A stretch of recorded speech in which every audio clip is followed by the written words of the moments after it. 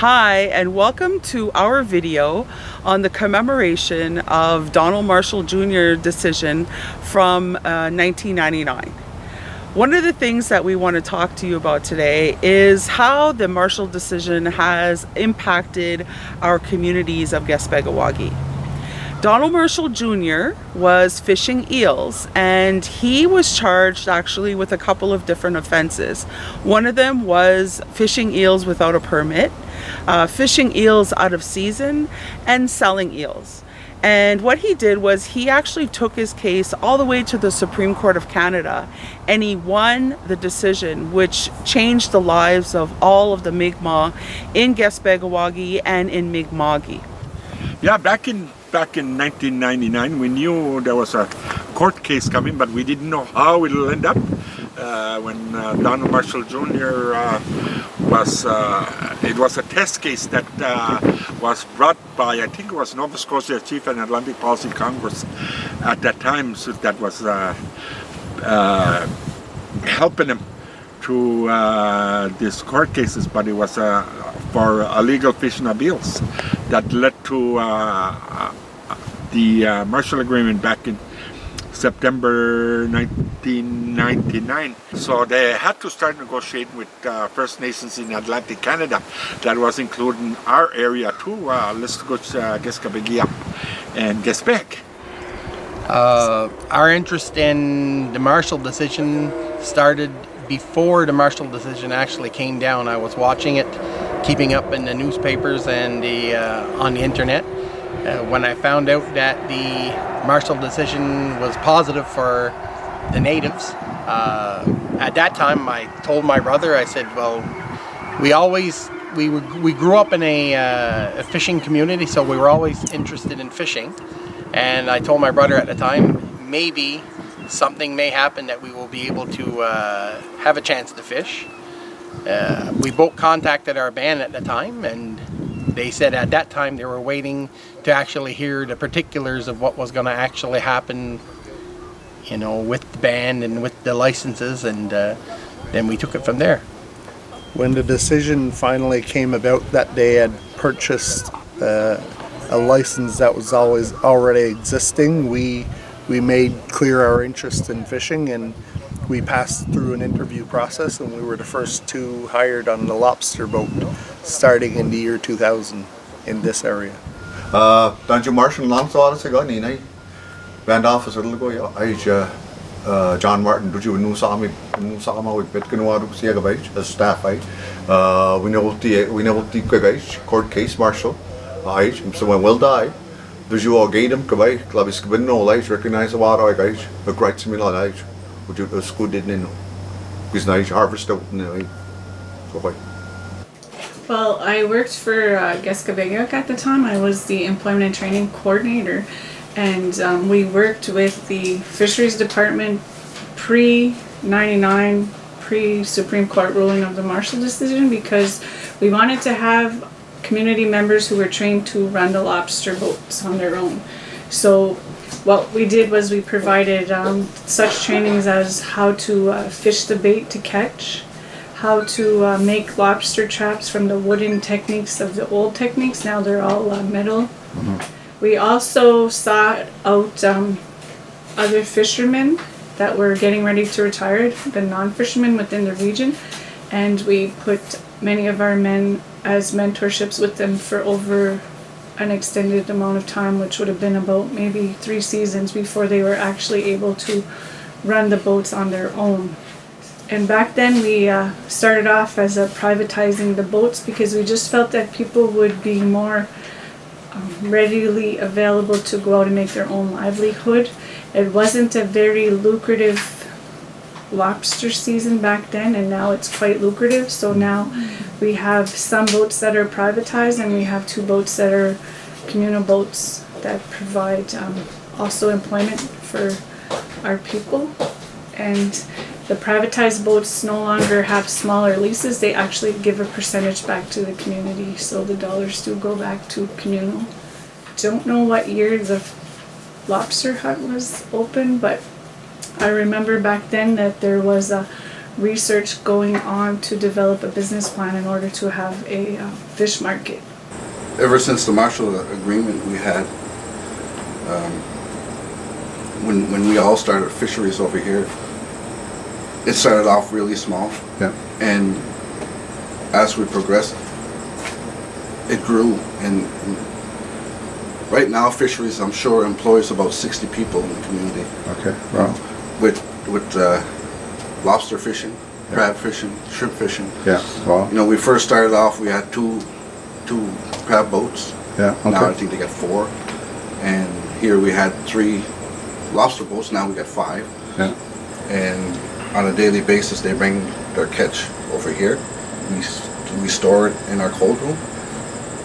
When we first started 5 years ago, all we had basically was just a loaner truck, like what we have here, and a cold room, the size maybe 8 by 14. So that later that summer again, he also asked, can you get bigger? Well, I said, well, if you want to get bigger, you're going to have to purchase some sort of system, and we're going to have to expand our cold room, because it was only 8 by 14. He said, all right, we'll work on that next fall. And the following year, our directors of fisheries found some fundings, and they bought a system that can hold 5,000 pounds of lobster. And we got that set up. Again, the chief wanted bigger. He said, can you get any bigger? I said, well, it's up to you guys if you want to buy the system. So they went and bought another system that can hold 35,000 pounds of lobster. First year when we started, like I said earlier, first year when we started, there was 2 of us. Yeah. And as we grew, and as the chief wanted our system to get bigger, well, we employed another driver. And then from there, we had built the lobster hut, and we employed 4 people over there. And then it got bigger the year after, Yeah. and we employed 4 more people down there, and a manager, and it continued to grow. So we hired 4 more people on the boats as well, Yeah. to fish with the Yeah. fishermen. I've been involved in the fisheries through the Marshall Agreement since 2001. Proud to be there, because what it gave to our community, gave so much to our community. The fisheries gave us so many employment, so much income, so much economy development. Just in the fisheries, we probably have approximately about over 30-some people working just in the fisheries. Also, we were through all that, in the upgrading of, we had a fleet and all that was signed and negotiated with the government. But the fleet that we got was, we had to upgrade it to make sure to keep it running and keep growing with the industry. And it did create a lot of good, because we got new boats, we have new fleets of boats, and it's always bringing more income to the community. Hi, my name is Pam Isaac, and I work for the Listuguj First Nation for the last 37 years as an aquaculture technician. I'm a seasonal worker, and I've been working with the Fisheries Department, doing all kinds of different projects. When we first started was with trap nets, and that lasted for like 16 years. And then we had the Marshall Agreement, which came into effect, which brought on a lot of different avenues for the band office, and we actually had a new building that was constructed and built. And when we started, we had nothing. It was just the scientific research. Now we have fleets. We do shrimp fishing, crab fishing, turbo fishing. We produce money and bring revenues back into the reserve, and it's great. And I think we also help the students with their lunch money. And there's new buildings that are being projected and built, and the Fisheries Department help out with this, and it's all because of the Marshall Agreement. Well, for us, what I'd like to say to future Mi'kmaq is we went through a period of time, well, most of our lives, when we didn't have any rights. No rights for fishing and no rights to a livelihood. That is something that they'll not have to experience. They'll have the opportunity to have a job. It's there. I believe all the communities will expand. There'll be more fishing. There'll be transformation of the product. There'll be a lot of jobs. And the opportunity for a livelihood for our people will be stronger and increased in the future. Bonjour, je m'appelle Stéphane Sanson. Et ces dernières années, je me sens beaucoup plus responsable parce qu'on parle beaucoup de la qualité du poisson, que ce soit la qualité du homard. Je veille beaucoup à la sécurité des nouveaux, puis à leur faire une bonne formation. Pour moi, dans ma vie, je me sens plus responsable, puis envers ma communauté, comme pour mon bateau. C'est sûr que ça m'a donné une meilleure qualité de vie. Souvent, j'ai des nouveaux à chaque année. Que ce soit dans mon bateau ou d'autres bateaux, j'ai la chance de les côtoyer. Puis, pour ma part, vu que je suis un ancien, j'essaie de leur donner le goût de pratiquer ce métier-là. Je leur explique que c'est un beau métier, qu'ils ont la chance avec la communauté de pratiquer ça, d'apprendre à partager, puis qu'ils ont aussi la chance, plus tard dans l'année, de pouvoir pratiquer, eux, la chasse et la pêche. C'est ça qui est le fun, c'est que depuis des années, ça n'arrête pas de s'améliorer. La communauté travaille très fort, on essaie d'avoir à peu près les mêmes droits que Listuguj puis Maria. Donc, pour les jeunes, ils ont la chance dans leur vie d'avoir un vrai métier. Un vrai métier, d'apprendre, de partager, puis avoir beaucoup de plaisir. What does that decision mean for us today? Well, it has given a lot of opportunity to our people to go out and fish commercially, but there's many things about this decision that are still challenging our Mi'kmaq people. For one thing, the decision itself, although it was handed down by the Supreme Court of Canada, was then amended afterwards. And that is something that actually never happened at the Supreme Court of Canada ever in the history of Canada before. That's an important component of this because it really speaks to the ongoing racism that exists between the governments of Canada, Quebec, and Indigenous people all across Canada. They also were pretty vague in some of the descriptions of what the right actually meant, talking about a moderate livelihood. Who do we use as a benchmark for that moderate livelihood? Our communities are underfunded, our communities are put at a disadvantage in many social programs, and so you really have to think about what does it mean to have that moderate livelihood. What we want to focus on is that there are many opportunities that can come from the Marshall decision. There's opportunities to get better agreements with the government. There's a recognition from the federal government and from the courts that the Mi'kmaq and Indigenous people have a right, that right exists. And although that decision is great, the Mi'kmaq were very well aware that right existed long before the Canadian government or the Canadian Supreme Court recognized it. It's something that is entrenched in us. Prior to the Marshall decision, we were exercising our rights.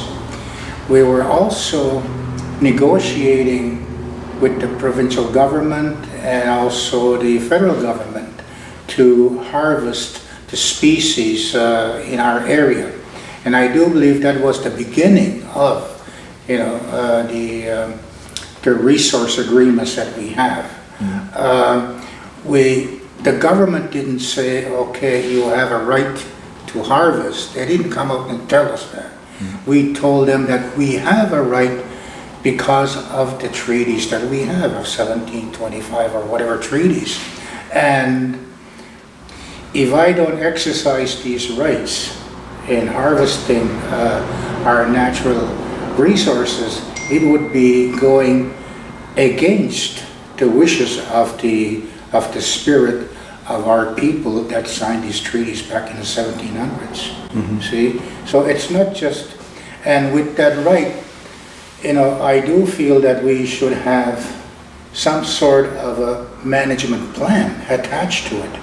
Because if we're going to use that right to deplete or even hinder the growth of our resources, it's going to work negatively. Our culture doesn't allow us to do that. We were always very conscious about the environment and the regrowth of the certain species or vegetation that we have.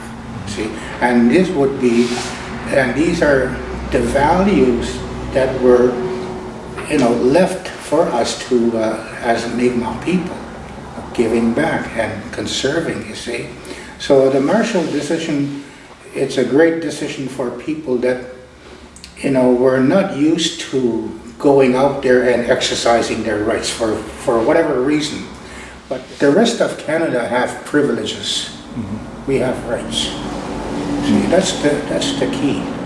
This is something that we have to, remember when we first started our fishing or our hunting. People were saying, okay, they're going to kill off everything. We have the Gesgapegiag River to look at. It's one of the best managed rivers in North America. And it's one of the best salmon rivers in North America. Why? Because the Mi'kmaq people are involved in the management plan. You see? So other people benefit. Hunting, we kill only what we need. Gesgapegiag only killed 45 moose last year. And we have a right to hunt year round. Can you imagine if everybody in Canada had that right? We need to continue to teach our children about our treaties, making sure that they are in a place to advance the cause that Donald Marshall Jr. started with the Marshall decision. There's been many different cases that have gone to courts that have not been won, but the struggle continues. And it's important that we all work together to ensure that we have a better tomorrow, and that the foundation of that work is our peace and friendship treaties. They are really where the livelihood of the Mi'kmaq come from. And so we honor Donald Marshall Jr. today for his sacrifice and his dedication to the ongoing betterment of the Mi'kmaq. And 20 years later, it's still a challenge, but I think that now we have young people who are growing up to be more educated, stronger, and have the resources necessary to really advance us in the areas of our rights and title. And for me, that is a really big aspiration that I've hoped to continue on with our children, is that making sure that our children really take those treaties, learn them, and live them. To me, yes, it was a big thing. Marshall case was a big thing. See? And I'm glad it happened. It would have happened eventually. It takes a lot of courage to do that. It also takes a lot of courage to sit on a boat and wait for the game wardens to go after you.